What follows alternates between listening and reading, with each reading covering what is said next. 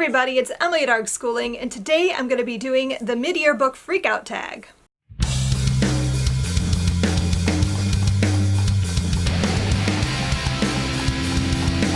So we are halfway through the year, which feels weird.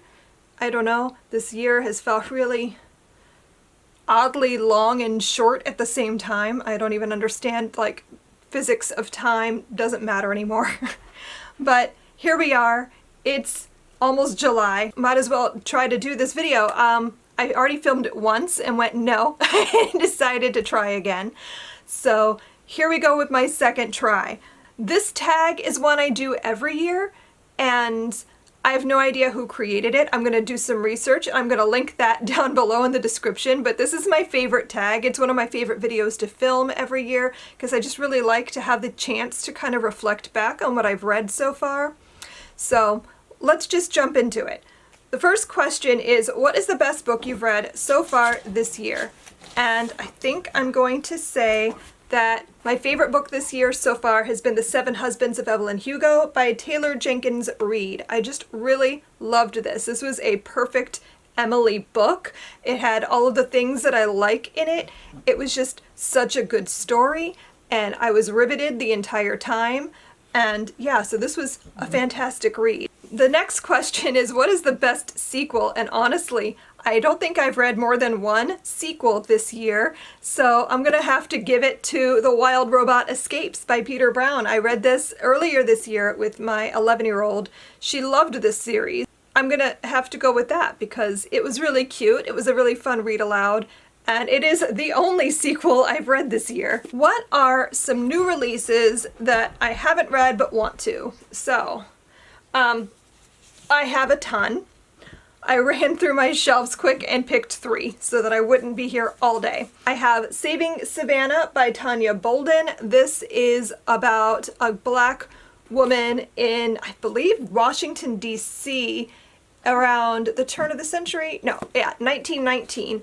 And she lives a very upper class life and meets someone who kind of shows her what it's like on the other side. This sounds amazing. It's about the women's rights movement. There's some stuff in here about anarchist bombings of 1919, about the Spanish flu. So there's a whole lot going on in this book, and I just really want to pick it up. I have We Are Not From Here by Jenny Torres Sanchez, and this is an Own Voices young adult story about refugees coming across Mexico and into the United States and what they go through. And I think it follows 3 teenagers, so I'm really looking forward to picking this up. And then I have They Went Left by Monica Hess, and this is a story about like the aftermath of the Holocaust, which I'm really interested in reading because I've read a ton of books about the Holocaust, but I haven't read a lot of stuff about like the immediate aftermath. And so I'm really interested in reading this. This, I believe, follows a brother and a sister who've survived the camps, but they don't know what happened to their parents, and they're trying to find them or find information about what happened to them. So I have a feeling it's going to make me cry and have a lot of emotions, but I'm still really looking forward to picking that up. The next question is, what are my most anticipated releases for the second half of the year? And I have several, but I think the one I'm most excited about is A Beautifully Foolish Endeavor by Hank Green. That is a sequel to An Absolutely Remarkable Thing. I'm really excited just to find out what happens next, but also that's going to be kind of our last hurrah read aloud before my kids maybe leave for college, should that actually happen in the fall. But yeah, this is kind of our last read aloud before they turn 18 and are adults. Very excited about that. I also am looking forward to We Are Not Free by Tracy Chee. I'm reading the arc right now, and I love it so much. That's about the Japanese internment camps. It's YA, and it's just so well done. I can't wait to tell you more about it. But I'm so excited to get my physical copy. I think that comes out in September. I'm also really excited about a book called The Assignment by Liza Weimer, which I think comes out in August. And I also just got the arc of that, so I'm like, ooh, I have too many things to read. But this one I'm really excited about because it takes the idea of the book The Wave, which is like a really short novella about an experiment gone wrong in a classroom. And this is that, but it's about a class assignment where they're supposed to debate why, what is it?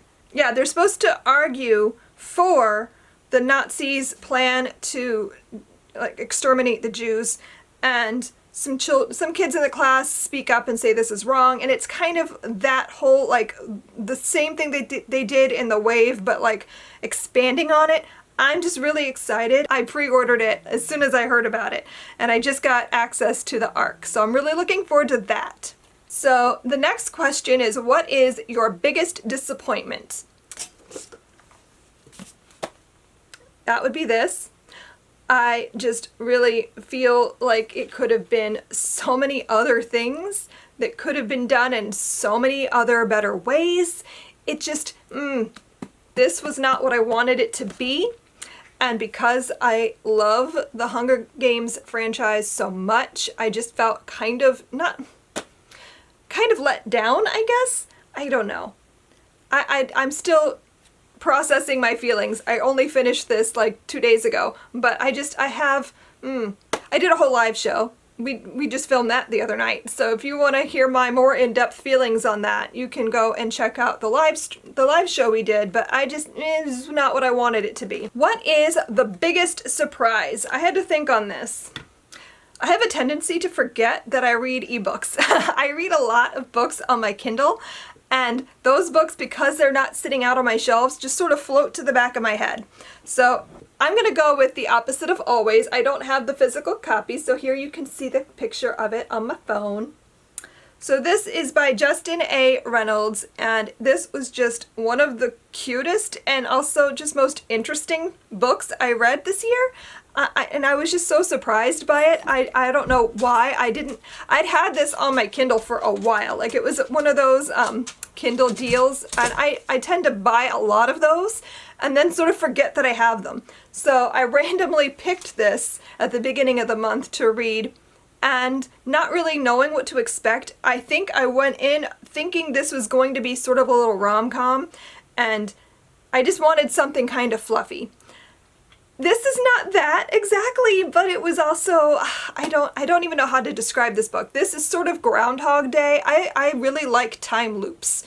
I find that whole premise intriguing, and that is what we got with this. There's this boy who meets a girl, and they kind of hit it off really well, and it turns out she has a terminal illness that she was not hiding, but just didn't want to share, because that's a part of her life that she just doesn't want to make people pity her.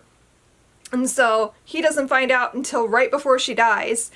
And so then he, like, once she dies, he just loops back to the moment they met. And so he has to keep reliving their relationship, but also he's dealing with some issues with his friends and his parents and his friends' parents, and it's just, there's a lot of components to the story, but they're all done in such an interesting way, and I don't know, I really like time loops. I'm a sucker for that, and so this just hit all the right spots for me, and it just plays out kind of like a movie. I can very much visualize this as a film, so I really liked this quite a lot. It was definitely a surprise, and just that I didn't know anything about it going in and didn't really expect anything, and it just sort of was great. It was a wonderful read, and I highly recommend checking it out. And that's Opposite of Always by Justin A. Reynolds. The next question is a favorite new author. So favorite author new to me this year, and I've read a few new authors to me that I just can't quite decide who my favorite is. I'm just gonna run through them. Obviously, Justin A. Reynolds with Opposite of Always. I'm very interested in checking out more of his work. I'm definitely gonna pick up more of Taylor Jenkins Reid stuff. I already have, what is it, Daisy and the Six, I think is her other book. And also TJ Klune with House on the Cerulean Sea was just, I'm very interested in reading more of his work. So I have a lot of new authors to check out. The next question I always usually just skip, which is newest fictional crush, because I don't do that. So I decided I would just change this question to something new. So I'm gonna say, what is your favorite read aloud so far this year? And that, I think I'm going to say, is Sweep, The Story of a Girl and Her Monster by Jonathan Auxier. I read this back in March? No, when, I don't even know when we read this. February, March, somewhere in there perhaps. And we just loved this story so much. It's beautifully written. There's a golem. It's Victorian London with chimney sweeps and what this little girl is going through. And there's some Jewish mysticism and mythology with the golem. And it's just a beautiful story. And my daughter loves it. She talks about it all the time and is always lamenting that there should be a movie of this. So someone should get on that. There should adapt this. This would be a beautiful animated film, I think. Putting it out there into the universe. Who is my newest favorite character? I read a lot of great stuff this year, but I think I'm going to say my newest favorite character is Chauncey from The House on the Cerulean Sea, because he's just so cute and sweet and green, and I just love him so much. He's precious. He wants to be a bellhop. Ugh, it's too much cute. It's too cute. What is a book that made me cry? This is hard. This is a hard one. I am an emotional human. I cry a lot over everything, like for stupid things. But I don't think I've actually cried over a book this year, which I don't know. Maybe I'm emotionally drained from everything. I don't know, but I just haven't. So I had to get creative. So I'm gonna say this is a book that gave me the kind of emotions where I might cry, and that's Firefly Comics. This is the Legacy Edition Book 1, and I just had all the feelings while I was reading this. It was just like watching the show. Like they do such a good job with these comics that it literally, like, everything just emotes the same as the show. Like everything feels like I could be watching it instead of reading it. And I'll say particularly in this volume, we get the Shepherd book backstory that we have always wanted. And yeah, so that gave me a lot of feelings and I loved it. So I definitely want to read the second volume, like, immediately. I keep saying that. I just haven't picked it up because I have too many other things to read. What is a book that made me happy? Sort of the flip side of that one. So I'm going to say The House on the Cerulean Sea by T.J. Klune is just a very happy book. Like, this is what you want to read when you're just feeling down and you need something to just bring you up. Pick this up. It's comforting and sweet and like a hug in book form. It's just great. And it's basically a middle grade book, but if middle grade was written for adults. What is the most beautiful book I got in 2020? I bought a lot of books. I went and looked over my shelves and I picked 2 because I could not decide which one of these I like better. So I have The Deep by Alma Katsu, which is just gorgeous. I'm just enamored with it. I would frame this and hang it on my wall. She writes historical fantasy that's kind of like historical horror. And this one is about the Titanic and the aftermath of what happened on the Titanic. And then I have the Southern Book Club's Guide to Slaying Vampires by Grady Hendrix, which also is just so beautiful. Like, they're so different, but they're both just so striking. I don't know. I love them both so much. This one is Grady Hendrix's take on Dracula meets Steel Magnolias, like 90s soccer moms taking out Dracula. It's great. So highly recommend checking that out. And the last question is, what are some of the books that you need to read by the end of the year? I have a lot. So I went and grabbed a few to talk about. I divided this up between, I have 3 books that I just really want to read for pleasure, and 3 books that I'm excited to pick up that I'm going to be reading for the Build Your Library Level 6 update that I'm working on right now. So these 3 are from the Build Your Library update. These are books that I'll be reading in the very near future. I have York, The Shadow Cipher Book 1 by Laura Ruby. This is a like steampunk historical fantasy about New York and its founding, and there's puzzles and mystery, and I'm just really intrigued by the whole thing. Then I have All American Boys by Jason Reynolds and Brendan Kiley, and this is very relevant right now about police brutality and the way young black men are often profiled. This is, that's all I really know going into this, but I'm really, really looking forward to picking it up. And then I have Show Me a Sign by Anne-Claire Lizotte, and this is about the deaf community on Martha's Vineyard in the 1940s, and there's sort of a mystery involved in this about some experiments that were done on the people who lived there. I'm just really intrigued by the whole premise of this story, and I'm really excited to pick it up. And then the last three are just books that I have on my shelves that I just really want to read.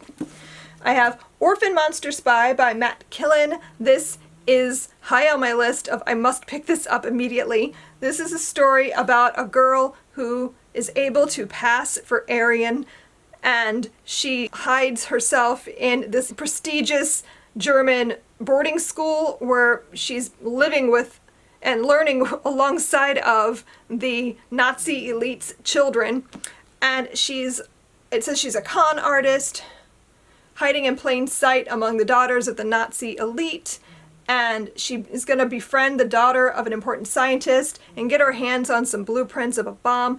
It sounds great, and there's a sequel coming out in October, so I'm very much excited to pick this up. I like reading about badass Jew assassins during the time of the Holocaust. It's so often you see Jews portrayed as passive, but so many Jews fought back, and I'm excited to read a book about one of them. Then we have The Bitter Side of Sweet by Tara Sullivan. This is a book about modern-day slavery. I think this takes place on the Ivory Coast, perhaps, in Africa, on a cacao plantation, and it's about some of the teens there, I believe, escaping. So I'm really interested in reading that. And I have Her Body and Other Parties by Carmen Maria Machado. Sarah has been harassing me for ages to read this, so I must. This is a collection of short stories.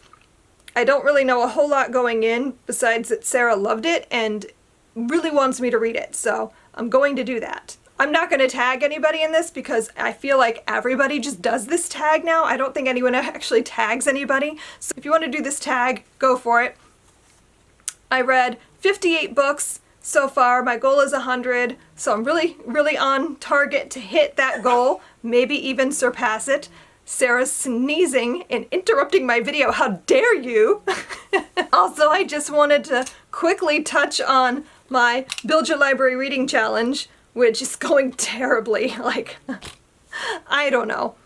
I'm always like, I give myself too much to do, but I just realized going into this that I'm still really hyper-focused on American history right now, since those are the things I'm working on this year, and that doesn't really suit reading an around the world checklist. So I have done some of the challenges, like I don't know if you guys can see my check marks. I'm not halfway, and I've only done 16 out of 40, and I don't know, this might not get too much further. I might be able to hit a few more, but I don't know.